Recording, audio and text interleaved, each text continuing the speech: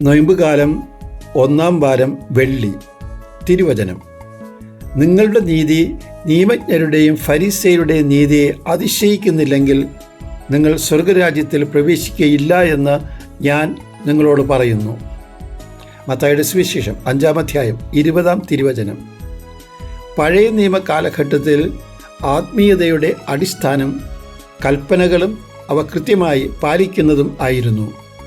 യേശു നൽകിയ നിയമം സ്നേഹമാണ്. സ്നേഹിതന് വേണ്ടി ജീവൻ അർപ്പിക്കുന്നതിനേക്കാൾ വലിയ സ്നേഹമില്ല എന്ന് യേശു പഠിപ്പിച്ചു. കൊല്ലരുത് എന്ന് നിയമം അനുശാസിക്കുമ്പോൾ നിന്നെ എതിർക്കുന്നവനോട് വിട്ടുവീഴ്ച ചെയ്യണം, ക്ഷമിക്കണം, അവന് വേണ്ടി പ്രാർത്ഥിക്കുകയും ചെയ്യണമെന്ന് സ്നേഹം ആവശ്യപ്പെടും. നിയമത്തിന് അപ്പുറം സ്നേഹം കടന്നു വന്നപ്പോൾ നല്ല സമറിയാക്കാരൻ വഴിയിൽ വീണ് കിടന്നവൻ്റെ മുറിവ് വെച്ച് കെട്ടുക മാത്രമല്ല, അവനെ സത്രത്തിൽ കൊണ്ടുപോയി ശുശ്രൂഷിക്കുകയും തിരിച്ചു വന്ന് കണക്ക് തീർക്കാമെന്ന് വാഗ്ദാനം ചെയ്യുകയും ചെയ്തു.